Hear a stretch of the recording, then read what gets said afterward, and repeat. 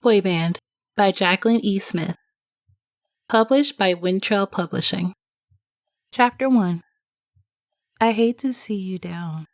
You know a face so beautiful should never bear a frown. Now I don't know what time will bring. Could be waiting here a while. But girl, I have to tell you, the world's a little brighter when you smile. Song, Brighter. Artist, The Kind of September. From the album, 17 Times Over. Okay, Mel, I got one. Would you rather eat bugs for the rest of your life or endure the zombie apocalypse with no personal hygiene products whatsoever? It's weird being in love with your best friend. If you've never experienced it, let me lay it out for you. He's the guy you grew up with. The one who used to pull your hair and chase you around the playground. The one who would spend hours playing time travel adventure in the secret clubhouse you constructed beneath the dining room table. He even gave you your first kiss when you were 10. But now that you're older, you both pretend it didn't happen because if you acknowledge it, then things might get awkward. He's the guy that evolved from the weird hyper kid who wasn't allowed to eat sugar to the tall, cool, hilarious guy that everyone loves. He has big blue eyes and thick, messy, dark blonde hair that falls literally everywhere, and a smile that could probably knock someone out. He's the guy you didn't want to fall in love with because you know that if he ever figured it out, things might not ever be the same between you two. And you love the way things are. You love that he still teases you and confides in you. You love that you're his best friend too, and that nothing feels more natural than being with him. It was impossible to not fall in love with him, and yet, a part of you still curses the day you did, because in all the years you've been friends, you've never had a reason to lie to him. But for the most part, you love that you love him, because when you go to sleep at night, you actually look forward to waking up in the morning, because you know you'll get to see him. You could be having the worst day imaginable, and just a few words from him will make it tolerable, even enjoyable. You don't love him because he's cute or funny, or because being close to him makes you weak at the knees. You love him because he's him. Sam, have you ever noticed that all your would you rather questions end up going back to the zombie apocalypse? I ask. That's because zombies are awesome, Sam insists, shoveling popcorn into his mouth. No, they're not. Zombies can kill you. You still haven't answered the question. He reminds me. Eating bugs or unhygienic zombies? Both are lousy opinions. Well, I'm pretty much dead either way since I'd rather starve to death in the first scenario, and I wouldn't last long enough in the zombie apocalypse to get all that dirty. So, I guess I'll go with eating bugs. Really? Yeah. At least there are no zombies. I'm pretty sure all friends play Would You Rather, but for the longest time, Sam was convinced he'd invented it. Like, he was absolutely adamant that no one else in the entire universe had ever sat around and asked each other if they would rather be caught sniffing their fingers or picking their nose. Somehow we never asked each other positive things, like if we would rather have perfect hair for the rest of our lives or own our own private island. It's always something miserable, gross, or potentially embarrassing. Usually a combination of the three. Okay, fine. Your turn. It's sort of hard to come up with good questions that I don't already know the answer to, but I give it a go nevertheless. Okay.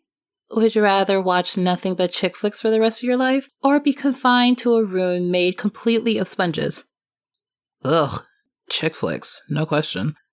Sam has this really weird sponge phobia. Apparently it's a real thing. He gets super grossed out by the idea of sponges or anything porous, really. He just hates things with a lot of little holes. Empty corn on the cob freaks him out. Like, he loves eating corn on the cob, but the minute he's done with it, he can't get it off his plate quick enough. Last summer in Australia, he and the guys went scuba diving on the Great Barrier Reef. I told him, somewhat jokingly, to watch out for sponge coral. And I swear to you, he almost didn't go. Fortunately for the rest of us, he didn't see any. We would have been hearing about it for the rest of the trip. That one was too easy, I grumble. You know me better. He grins before tossing a handful of popcorn my way. I try to dodge it, but a few pieces still bounce off my head and onto my laptop. I've been trying to get some work done for the last 2 hours, but I think it goes without saying that having Sam around is a bit distracting. Ew, now my keyboard is all buttery, I pretend to complain. Want me to lick it off? Sadly, he's not flirting. He's just being gross. Not if your tongue's been where all the tabloids say it's been, I remark. Oh yeah. Who am I dating this week? Last time I checked, it was Kelly Barnett, but she may have dumped you already. Yeah, she wishes she could have that honor. Kelly Barnett is probably the world's most annoying D-list celebrity. I truly have no idea why she's famous. To be honest, I don't think anyone really does. All I know is that she was on some really bad televised contest a few years back, and now has her own reality show. It's the kind of show that everyone loves to hate, because all it really shows is Kelly and her equally irritating posse stirring up stupid and unnecessary drama. Last year she dated this basketball player, cheated on him with one of his teammates, and then tried to sue the first guy after the story broke. The idea that Sam would even consider dating her is, quite frankly, a little hilarious. Then again, he's not dating me, so maybe I shouldn't be laughing. Alright, it's my turn. Would you rather? But before he can get the words out, the door to the lounge opens and Joni appears, looking less frazzled than usual, but still a little on edge. Sam, there you are. I've been looking everywhere for you. Come on, you're supposed to be in makeup by now. Mel's fault.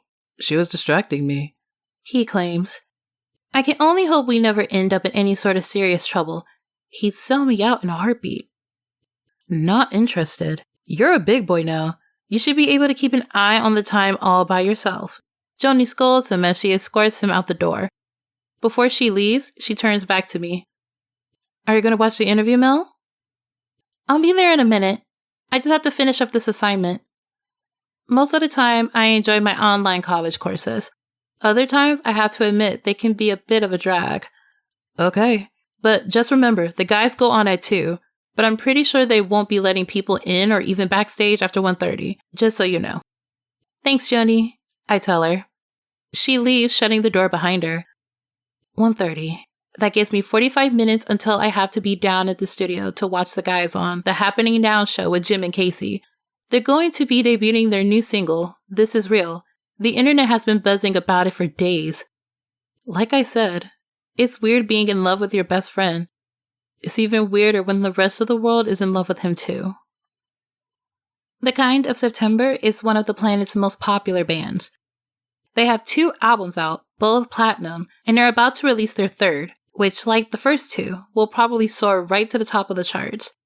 The band members include Josh Cahill, Corey Foreman, Oliver Berkeley, Jesse Scott, and the one and only Sam Morneau. Josh is your stereotypical funny guy. He loves pulling pranks, telling jokes, and just making people laugh in general. He's zany and hyper, and I'm pretty sure if he ever got his hands on an energy drink, the world might actually implode. But he's also one of the most genuine people I know. He's super sweet, always has time for fans, loves dogs probably more than anyone else in the known universe, and has a mild obsession with Spider-Man. Girls go crazy, not only for his cute personality, but his big brown eyes and stylish blonde hair. Corey is the one who everyone sees as a big brother. Then again, maybe that's just me. I've been friends with Corey and his twin sister Joni almost as long as I've been friends with Sam. But, I really don't think it's just me. Corey is really tall with green eyes and long dark hair that's always made me think of a Muppet. He's also very protective of everyone he loves. He's probably the most conscientious and responsible member of the group. For example, he's the only one without a tattoo, and he's the only one who's ever actually on time to anything. Oliver is... there is no other way to put it. Very British. He and his family moved here while we were all still in high school, and all of us girls were instantly smitten. It's the same way for him now that he's famous. But now, instead of a few schoolgirls with a crush, it's the entire female population of Earth. He's not very tall, but he has big brown eyes, curly brown hair, and probably the best smile of all the guys in the group. He's very polite and owns more wool sweater vests than anyone I've ever met. And yes, he wears them. All the time. Then there's Jesse. Jesse is the sexy rocker bad boy, or at least he's supposed to be. He might look the part, tall and built, with stylish auburn hair and light blue eyes, but he's neither a rocker nor a bad boy. He's not even a little broody. He's actually really smart, writes a ton of the guys' music, and he started up his own charity for homeless animals. Even though he'll never admit it, he has a huge heart, and I've actually seen him tear up over sad puppies and kittens. Jesse is really kind of a dreamboat, though technically I'm not supposed to think that. See, Jesse and Joni used to date.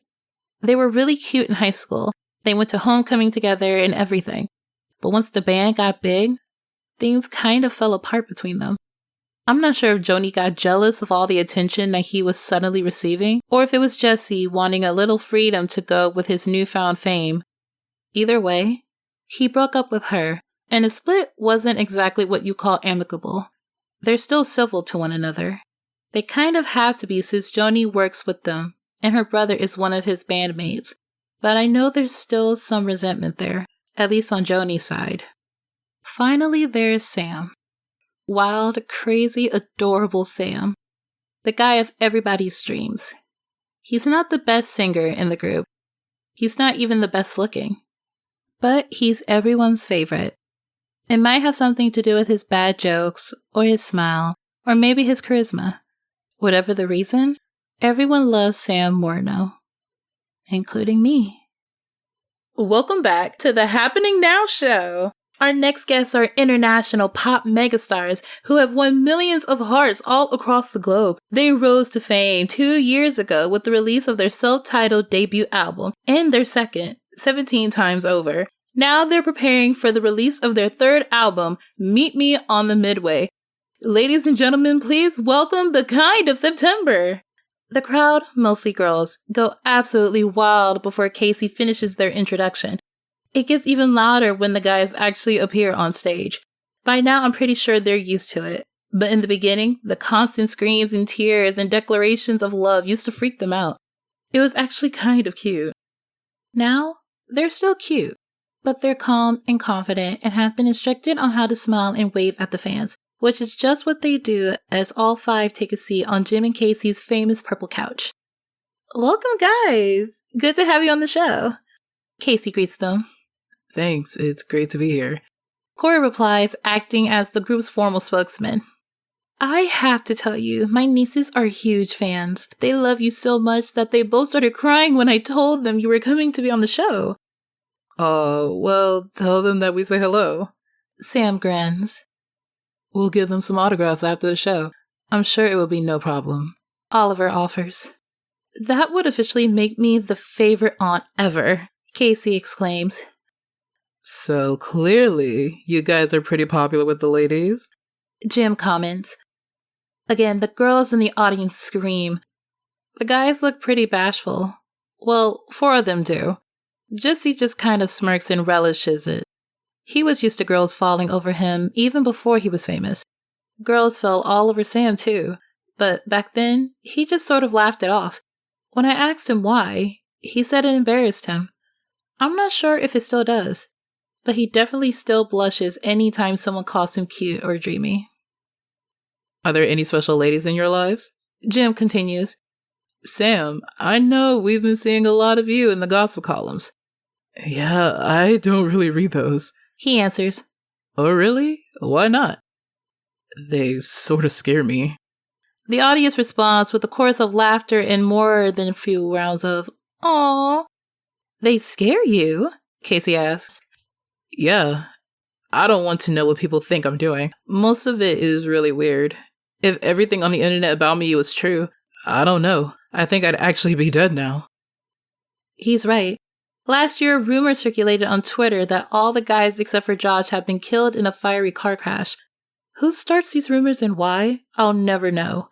Thankfully, I was with them when I heard about their supposed demise, so I got to avoid the meltdown that would have followed had I really believed that they were gone. Fair enough. Casey laughs. So about the rest of you, any special ladies? Josh's mom is pretty nice. Jesse jokes. The crowd laughs again. I have a girlfriend now, Corey admits. A few girls sigh, but most suppress cries of anguish. Next to me, Joni scowls and crosses her arms. She's not particularly fond of Corey's new girlfriend, an inspiring model named Tara Meeks. I don't really feel like I know her well enough to judge one way or the other, but Joni is convinced that Tara is only dating Corey in order to utilize his fame and publicity for personal gain and social advancement. Her words, not mine. I'm not that articulate. But Corey is totally into Tara. And why not? She's tall, much taller than I'll ever be. Slender and drop-dead gorgeous. Of course she's gorgeous, she's a model. She has thick blonde hair, big amber eyes, and whenever she's around, I swear Corey's IQ drops about 60 points. She's that beautiful. The problem is that's all I really know about her. Well, that, and she's really into tweeting about the relationship. At It's Tara Meeks. Just had best date ever with my boo. Hashtag Corey Foreman of hashtag TKOS, hashtag love him so much, hashtag popstar. At It's Tara Meeks. New earrings from hashtag Corey Foreman. He spoils me rotten. Hashtag love of my life, hashtag TKOS. At It's Tara Meeks. Don't you just love it when your dreamy boyfriend sings to you? Hashtag Corey Foreman, hashtag celebrity, hashtag TKOS. Maybe Joni has a point, but I'm still willing to give Tara the benefit of the doubt. Corey is a great guy, and I think he's smart enough to know a good girl when he meets one. At least I hope he is. I'm afraid I'm still a bit naive when it comes to relationships, especially in this crazy world of fame and fortune. By now, the interview is over, and Jim and Casey are in the middle of announcing the world debut of the Kind of September newest single from their new album available next month. Ladies and gentlemen, this is real. As always, the guys lined up with their handheld microphones. I know they're really excited to share this song. They've been working on it forever, and they're really proud of it. I remember the night they finished writing it. All five came pounding on Joni in my door at like 3 a.m. and sang it for us. It was cute to see how excited they were, but at the same time, it was the middle of the night, and I kind of wanted to punch all of them in the face. It is a great song, though. I'm looking forward to hearing it again. I'm sure it will be a hit, just like the rest of their singles. Not just because it's a good song, but because they're the ones singing it. Josh, can't forget the way you looked that night in a starlight dress as we walked the velvet air of summertime. Sam, Saturn set and Venus dance, her way across the sky, but I never guessed that you would feel so right. All. You said this is a dream, an enchanting fantasy, and what is real, not what it used to be. Girl, believe me when I say, wouldn't have it any other way. Why don't we redefine reality? This is real to me. Yeah, this is real to me. Oliver. Morning comes, with all the colors of the day, green and blue, against the great Apollo's golden ray. Josh. But I can't wait to meet again, beneath the Milky Way. And the time, love. I hope you're here to stay. All. Yeah, this might be a dream, an eternal reverie, but sometimes love is more than what you see. Girl, what I'm saying now is true. All that's real to me is you.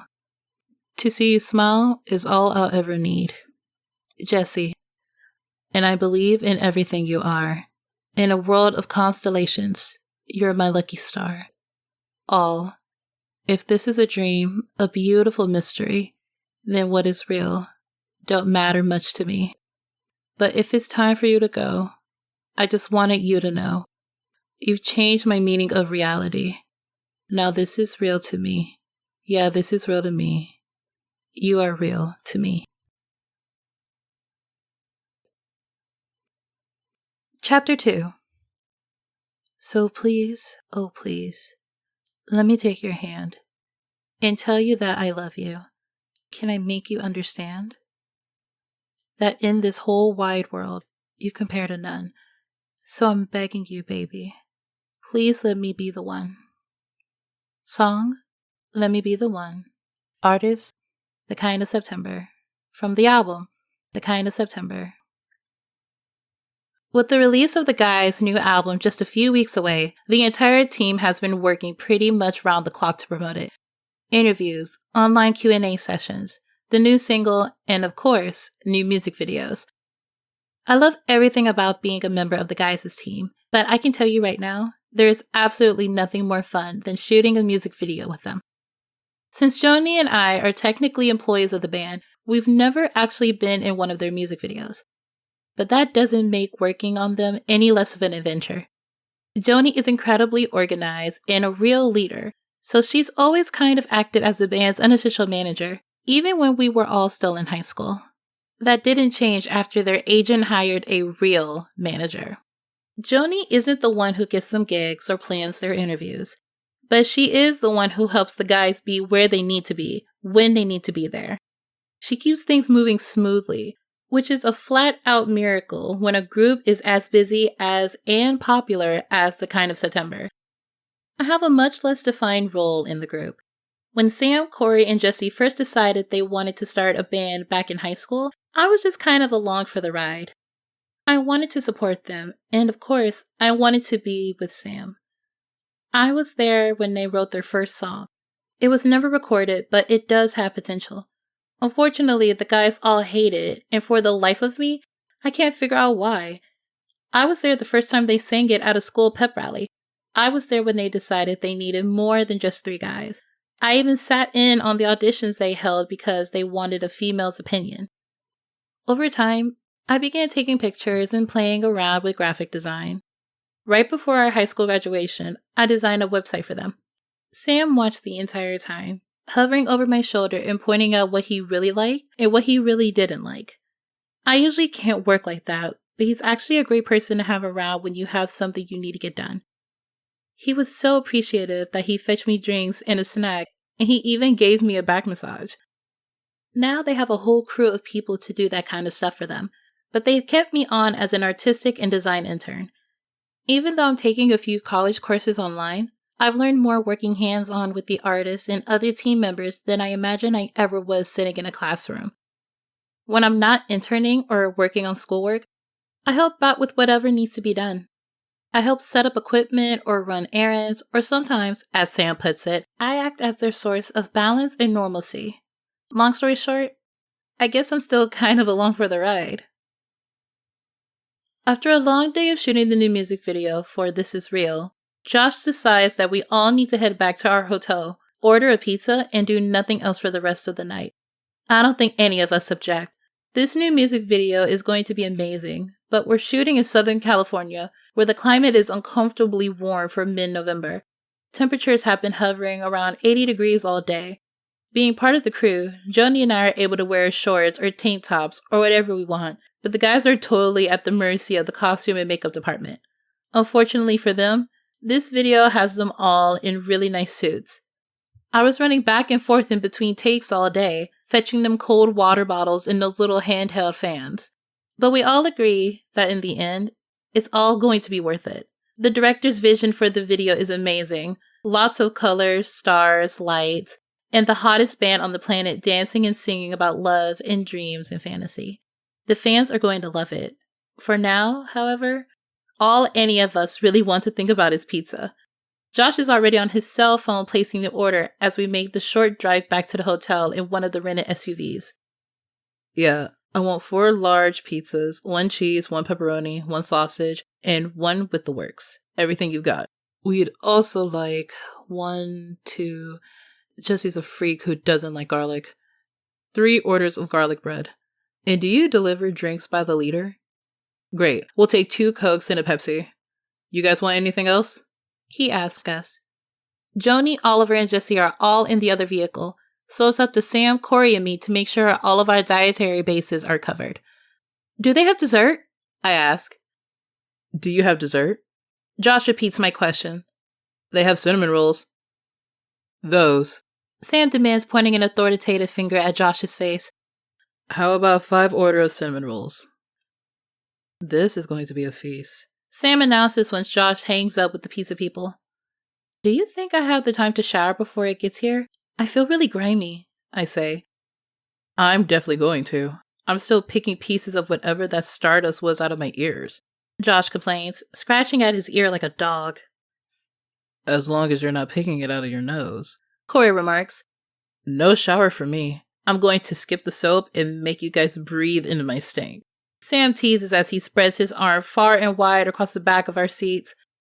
Quite uncharacteristically, I lean out, away from him in his now fully exposed armpits.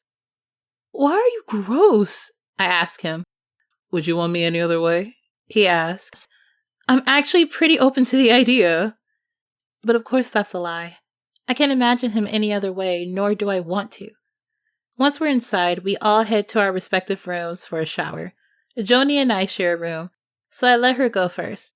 She's much faster at bathing than I am. It probably stems from having grown up with a twin brother and being forced to share a bathroom. I have 2 younger siblings, a brother and a sister, but our schedules were so different that we rarely experienced any bathroom conflicts. After my shower, I changed into my favorite pajamas. Sam actually gave them to me for my 20th birthday last year. The pants are dark blue, and they have little white and yellow daisies on them, and they came with a blue tank top. And no, believe it or not, they actually weren't a random gift. He asked me what I wanted, and I really couldn't think of anything, so I just blurted out the first thing that came to mind, which was pajamas. He also threw in a $50 gift card to Target, because come on, who doesn't love Target? I tied my long, light brown hair into a ponytail, and apply a tiny touch of mascara, even though I know none of the guys care at all what I look like. After 2 years of working and touring together, we've all seen each other at our worst, and somehow we all still like each other. It might actually be a miracle. Hey Mel! Joni pounds on the bathroom door. Are you done primping yet? Oliver just texted me that the food is here. I'm not primping. I insist as I open the door to face her. I know she doesn't believe me, but she doesn't press the issue. Even though I've never told Joni how I feel about Sam, I'm pretty sure she knows, or at least suspects that I have feelings for one of the guys. I also know she'd tell me, should I ever decide to act on those feelings, that I was making the worst mistake of my life, and that I would be totally and completely miserable. Then she'd say that even if we did end up dating, he'd eventually dump me, and it would make things awkward forever. And then, knowing her, she'd throw in something a little patronizing like, and I just don't think you can handle that, Mel. I can understand why. She was really hurt when Jesse broke up with her. He's probably turned her off of dating professional musicians for the rest of her life, which is a little sad, since I'm pretty sure Oliver has a huge crush on her. I actually think they'd make a really cute couple. She's so bossy and outgoing, and he's so sweet and still a little shy despite having achieved worldwide adoration and acclaim. They'd be precious together. But right now, Joni is too focused on her career, actually the guy's career, to even think about dating. Unlike me. Good. Let's go. I'm starving. I am too. So we head down the chilly hotel hallway to the room Oliver, Joss, and Jesse are sharing. About halfway there, someone comes running up behind us, places hands on my shoulder, and jumps. He manages to land on his feet, but he still stumbles a bit and almost face plants right there in the middle of the hall. Smooth! Joni laughs. Thanks. Sam grins that megawatt grin that will forever make my heart skip a beat.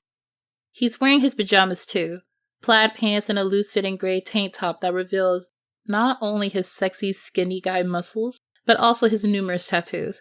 And despite his earlier threats, he's also done us the great favor of showering. His hair is still a little damp, and he smells like his classic Old Spice soap. I'm glad you changed your mind about making us bask in your natural odor, I tell him. I considered it. But then I remembered that male pheromones can sometimes make females go crazy. So I decided to spare you the involuntary lust. You're welcome. Wow, Sam. Your empathy towards the female plight is overwhelming, Joni remarks. As is your humility, I add with a laugh. So, where's my brother? Or is he already waiting for us? Joni asks. Sam and Corey always end up rooming together, because Corey is the only one who is willing to put up with Sam's annoying sleeping habits. I swear, the boy talks, he snores, he's a tosser-turner, and when he's really stressed out, he's even been known to sleepwalk. Once we were in junior high, we had this one history project that just about did him in. It was odd because he was never one to worry about school, but apparently throughout the course of that project, he woke up in a different room at least 4 or 5 times, and once even in his backyard. Thankfully, he doesn't get stressed out very often, so he rarely runs off anymore. Still, that doesn't mean he's a pleasant roommate. No, I ditched him after I realized that chatting up his girlfriend has become more of a priority than the basic instincts of our moral preservation. Translation: when Sam is hungry, he waits for no one. Oh, please tell me he's not inviting her, Johnny groans. Probably not, but he might miss out on the pizza if he doesn't get a move on. I almost comment that there will be plenty of pizza, but then I remember just how much 4 hungry 20-year-old guys can eat. I've seen Sam polish off an entire pizza by himself and still have room for dessert. I don't know where it goes, but he can eat and never gain an ounce. All of them can. It's so annoying. I look at a cookie, I gain 5 pounds. But not boys. Sure enough, when we arrive, Jesse and Josh are both already on their 4th piece of pizza. Oliver, being quite possibly the politest person I've ever met, has graciously waited for us. Hey, where's the less pretty Foreman twin? Josh asked throughout a mouthful of pizza. Young Corey has decided to forsake our delightful companionship and fine Italian cuisine for an evening of engaging his new love in electronic conversation. Sam explains. You mean he'd rather spend his night talking to a beautiful woman than hanging out with us? That bastard! Jesse pretends to be outraged. But we should probably save him a few slices. No, it's every man for himself, Josh proclaims loudly, standing up on his bed. He's in nothing but a pair of boxer shorts and a white undershirt. Of course, you ladies feel free to help yourselves. He winks at Joni and me. All the guys are devastatingly charming, but Josh is definitely the biggest flirt. He will put the moves on anyone. He loves to hug, kiss, and cuddle, and he really doesn't care who it is. Joni and I have started keeping tabs on how many sneak attack kisses we received from him. I've gotten 12. Joni's sitting pretty high at 18. Sam and Jesse are tied at 24, although they're not aware that we've been keeping track. The fact that Josh has kissed Sam more than I have, I'm not going to lie, is kind of depressing. Of course, Josh kisses are never on the lips. I'm guessing he reserves that for the girl he actually wants to date. No, the kisses we received are always on the cheek or on the forehead or sometimes on the back of the neck. Corey finally joins us after 30 minutes later. There are a few slices of pizza left, but they're all the small, wimpy pieces that no one wanted.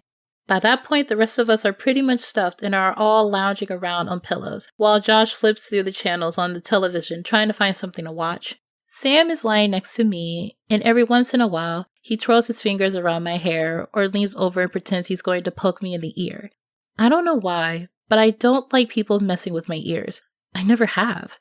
If you have a guy friend, never tell him what you don't like, because he will find a way to use it against you. For some reason, they think it's really funny. Or maybe it's their own way of getting attention. As for Sam, I think he just gets bored, so to entertain himself he starts picking on me. Don't tell him, but I'm secretly okay with that. So, how is Miss Tara Meeks tonight? She's doing well, thank you. Corey responds cheerfully. I invited her to come visit the set tomorrow. No, why? Joni groans. Because she'd never been on the set of a music video before. Neither has the weird-smelling guy that sat by me in 9th grade algebra, but you don't see me inviting him to visit us on set. Joni counters.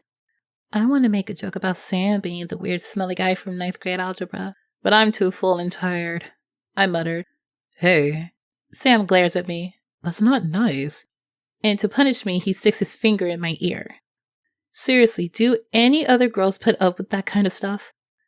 Corey, do you really think it's very professional to have your girlfriend out here while you guys are on a very strict time schedule? Joni continues to push the issue. Sis, I'm not sure you've noticed, but we're quite possibly the least professional people on the planet. To be fair, I think that's only partly true. No, they'll never be poster children for modern-day professionalism, but as far as musicians go, I think the guys are very professional. They're well-mannered and gracious. They don't stir up drama. They don't get drunk or trash hotel rooms. They're usually pretty punctual. Everywhere we go, everyone always talks about how surprised they are that the guys are so well behaved. My mom thinks we're professional. Oliver comments with a sleepy yawn. The rest of us snicker, but Joni is still scolding her brother. You need to tell her that this isn't a date and she's not a part of production in any way. She is strictly a guest and she needs to stay on the sidelines. Do you understand? Corey clearly doesn't like being bossed around by his sister, but he also knows better than to try to argue with her. Yeah, fine. Whatever you say. Which is how discussions with Joni usually end. Chapter 3. Don't you think you ought to know by now? How you make me crazy, crazy. My heart's racing, racing. And don't you think we should be one by now? You know that you're the only one for me. So baby, don't you think that maybe we should be together now? Song, Together Now. Artist, The Kind of September. From the album, The Kind of September. There's always a bit of melodrama whenever one of the guys gets a new girlfriend. First, there's the speculation. He'll be spotted chatting with her backstage, or maybe the paparazzi will catch them leaving a restaurant together. Fans will notice that he's paying her a little extra attention on Twitter, or maybe that he posted an extra friendly picture of them on Instagram. Then there's the debate. Are they just good friends? Are they dating casually? Is it all a publicity stunt? Did they have a one-night stand and now she's expecting his child, and he's with her only because he has to be? Is it love? The most controversial part is when the fans split up into teams. They're either very, very super supportive of the couple, in which case they will welcome the new love interest with open arms and post all of their social media sites about how cute they are. Or simply, they're not. When that's the case, the girl can, at times, be the target of online attacks, bullying, and gossip. Then, of course, there are the relationships that the tabloids and the gossip columns make up just because they can. Like a few days ago, when rumors were flying around about Sam dating Kelly Barnett, the reality star. It happens to all 5 of the guys all the time, but for some reason, Sam is their main target. He's actually got something of a reputation for being a player, which is ridiculous because he's only had 2 real girlfriends in his life, and neither lasted longer than a few months. The bottom line is, when you date one of the guys, even if you're just reported to be dating one of them, you're kind of become famous by default. And not always in a positive way. It shouldn't be that way, but it is. Josh has always said that he has to like a girl a whole lot to deal with that kind of pressure and publicity. Fortunately for the guys, they're all still very young, and most fans understand that, yeah, they're going to be dating. They're cute, famous, successful, and could pretty much have any girls in the world. Of course they're going to date. Unfortunately, not everyone is going to be happy about it. Joni, for example. Now granted, she's unhappy for completely different reasons, seeing as her brother is the one who invited his girlfriend to set today, but it's still stirring up a bit of drama. When Joni doesn't approve of something, she makes sure that everyone knows it. If you don't agree with her, you're wrong, and you're probably in for at least a few hours of passive-aggressive cold shouldering. Today, however, there's too much to get done for her to dwell on Corey and Tara for too long. The guys just got out of makeup, and Tim, the director, is going over his vision for the scene they're about to shoot. They're supposed to be following this guy around in a dreamlike universe. The guy has fallen in love with this beautiful girl, and he's trying to work up the nerves to speak to her. She seems to be aware of his presence, but somehow she never sees him, leaving the viewers to wonder if one of them might not be real. It's actually a really cool concept. Right as shooting begins, I notice Tara and another girl walking my way. I'm pretty dressed down, but I have my very own name tag lanyard and walkie radio, so maybe I look official. Hey, Joni! Tara grins. I turn around expecting to see Joni standing behind me, but when I don't, I realize Tara is talking to me. It's kind of understandable. The only time she's ever met me, I was with Joni, and we do sort of look alike. Well, not really, but we both have brown hair. Oh, hi, I'm not Joni, I tell her. It's a little unnerving to talk to her. She's 5'11", 5 inches taller than me, and so beautiful it's kind of like looking into the sun. Oh, I'm sorry, who are you again? It's okay, we've only met once. I'm Melissa Parker. Huh? I don't recognize your name. Tara's friend comments. Oh, I work behind the scenes. I'm not famous or anything. It's weird, but I almost feel like admitting that to these girls is like admitting that I don't wash my hands after I go to the bathroom. For the record, I always wash my hands, but I stand by my point. Sure enough, Tara's friend replies, "Oh, that's cute." Okay. So, Meredith, do you know when Corey will have a break? Tara asks. I'm guessing she's talking to me since, we're the only ones standing here. But Meredith? Really? No, I don't. They just started. But I can show you around and introduce you to the team if you'd like. Oh, no, that's fine. We're just here to see Corey. Oh, and Sam. Tara exchanges a playful smirk with her friend. You know that feeling when your blood runs cold and your heart speeds up and you get that weird tingling pain in your face? It's that feeling when you know that something you really don't want to happen is about to happen. Yeah, that's what I'm feeling. You know Sam? I ask, hoping they can't hear how out of breath I suddenly sound. No, but I promised I'd hook her up, Tara says with a devilish wink. Oh, I guess I forgot to introduce you. Gee, thanks. Some friend you are. The girl teases. Meredith, this is my good friend, Courtney Vickers. She and I are represented by the same agency, but she's also considering a career in music, which is part of the reason I brought her today. Yeah, the other part is because my bestie Tara told me that she could get me an all-access pass to Sam Morneau. Courtney nudges Tara's shoulder and giggles. It's only then I become aware of just how gorgeous she is. She's not as tall as Tara, but she's still taller than I am. Her hair is a rich and luscious auburn, and her perfectly mascaraed eyelashes are what I think people refer to as starburst blue. 3 different shades of blue, but amber around the pupils. I've always envied eyes like that. Part of me isn't worried that Sam will go for her. He can usually see right through girls who are actively trying to get famous, but another part of me realizes that Sam is only human. A male human at that. And male humans are often seduced by female humans, especially ones who look like Courtney Vickers. After 2 hours of shooting, Tim finally tells the guys to take a lunch break. Corey heads right over to Tara and Courtney. Much to my dismay, so does Sam.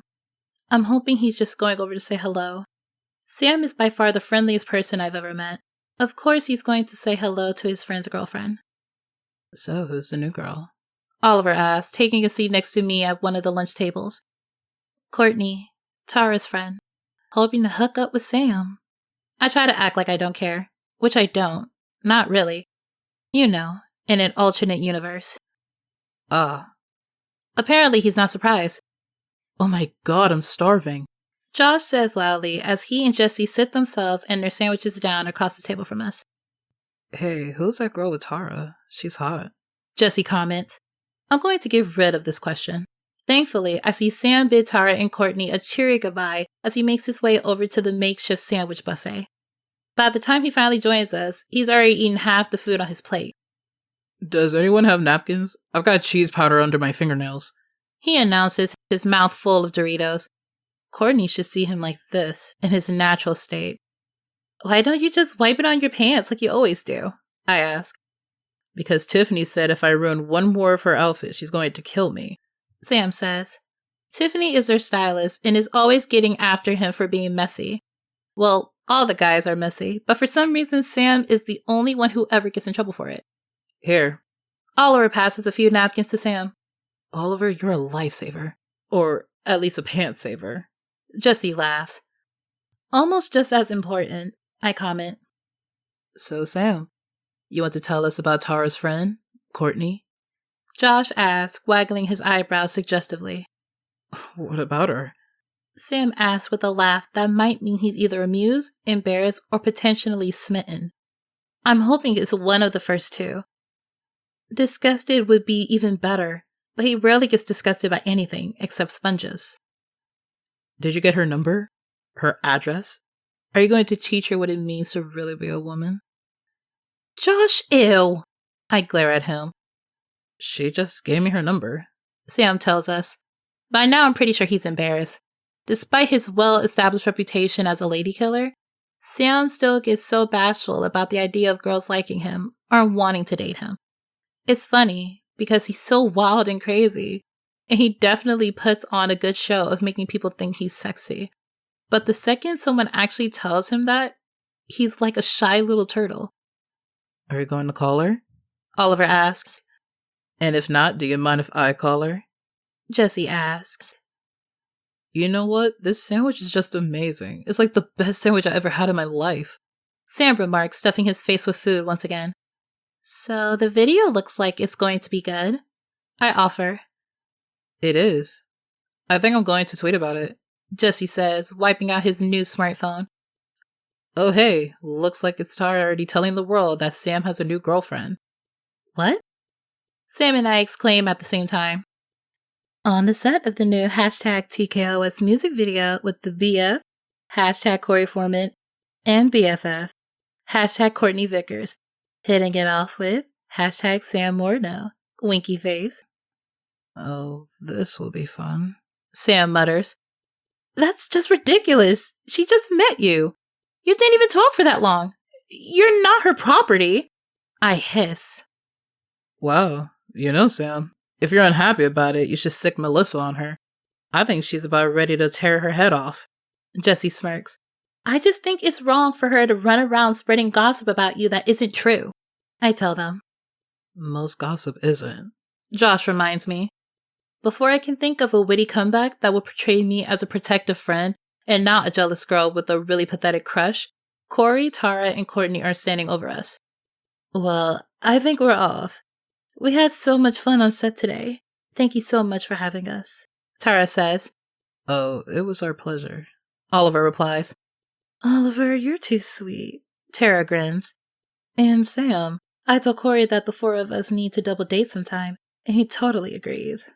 Definitely, Corey says. I think it'd be fun.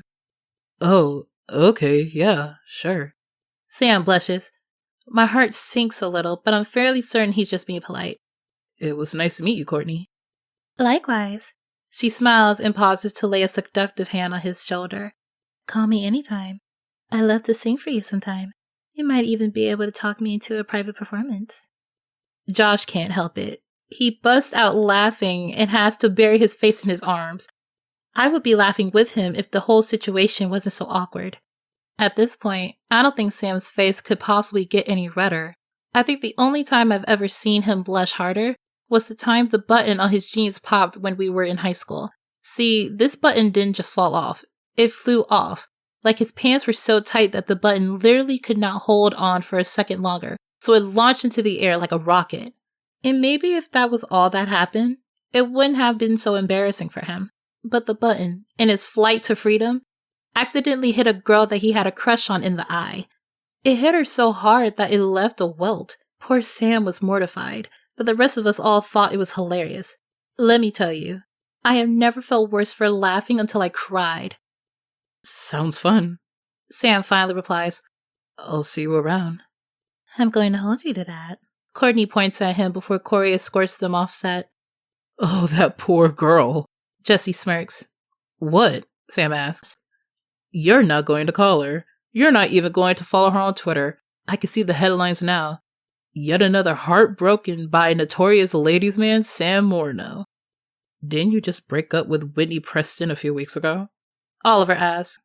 Whitney Preston is an actress who most recently appeared in the big screen adaptation of a popular young adult book about time travelers and dinosaurs. Sam has never even met her. What can I say? It wasn't me, it was her. Sam jokes lightly. Despite his good-natured approach to the rumors that follow him everywhere he goes, I know his media-inflicted reputation bothers him. He's a good guy with a huge heart, and yeah, he's kind of weird and gross, and there's his bizarre thing with sponges, but he never intentionally hurt a woman or lead her on. None of the guys would. Guys, Joni appears out of nowhere. Hey, where have you been? Oliver asks. Yeah, you miss your best friend forever, Tara. Jesse remarks. Yes, that was the whole idea. Joni says. You have 5 minutes to finish eating and get yourselves together for the next scene. Mel, if you're done, I want you to go grab one of the handheld cameras and start shooting some stuff for the behind-the-scenes video. Right. I love filming. It's one of my favorite on-set jobs. It's especially fun because it gives the guys a chance to just be themselves in front of the camera. In the music videos, you'll see them singing, dancing, and being all charming, but behind the scenes, they get to laugh and joke and just be guys.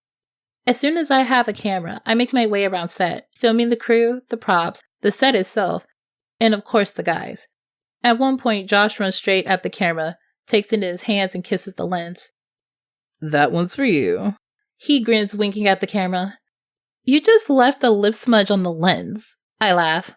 Oops, here you go. He raises his elbow as if to polish the lens with his sleeve, but I take a step back, just in case he's actually planning on doing it. I'll clean it, I assure him. Next, I find Jesse in the mirror, running his hands through his hair and making sexy come-hither faces at his reflection. Fans will love that. You look beautiful, I promise, I tell him. Hey, go away. This is private. He teases, cozying up to the mirror. Not for long, it isn't. Don't judge me, Melissa. I've seen you. I've seen you in your little hairbrush and your Maybelline eyeliner and your Revlon lipstick. Speaking of, why do you use 2 different brands? I think the real question is, why do you know which brands I use? I don't even think I knew that. Because infidelity is wrong, Melissa. It's just plain wrong. Of all the guys, Jesse is the only one who calls me Melissa. I don't know why. Maybe that's how I introduce myself to him? Everyone else just calls me Mel. Glad to hear you say that, Jesse. Do you have anything else you'd like to share with the fans? He stares straight into the camera. I love you. Desperately. Passionately. Almost as much as he loves himself, I quip. That's it. You're gone. Out. He orders. I wander a bit further. Oliver and Corey are both back in makeup, so I film them just for a moment before taking off in search of my favorite member of the group. I find him off to the side, lurking behind one of the green screen panels that have been set up for a dream sequence. What are you doing? I ask. I have a Dorito stand on my shirt and I'm hiding. Shush! He holds his finger up to his lips and looks frantically at the camera. I have to laugh. What happens when you have to film? I haven't thought that far ahead yet. Now he's laughing too. You're going to get in so much trouble. I know. Tiffany is going to ground me or something. Can she do that? Probably. He cries, his big blue eyes bulging out. Maybe you should bring, an adult bib or something for these days you have to eat in costume. Or I could just take off my shirt. He grins seductively at the camera. Then he begins to do a striptease. See, this is what's strange about him. When no one else is actively hitting on him, he's one of the flirtiest guys you'll ever meet. Actually try to flirt back, however, and he transforms into a shrinking violet. It just doesn't make sense. I'm not sure the internet is ready for this, I tell him. Of course, I'm actually very much enjoying it. Especially once the shirt fully comes off and he starts swinging it around and shimmying up to the camera. And naturally, it's right at that moment that Joni comes rounding the corner, wondering what the hell we're doing. Nothing. Sam throws his shirt back on and begins to button it. He'll never admit it to her, but Joni scares him almost as much as Tiffany. Before he follows her back to the group, he leans into the camera and mutters, You can slip the money into my G-string later. Yep, that's the Sam I know and love.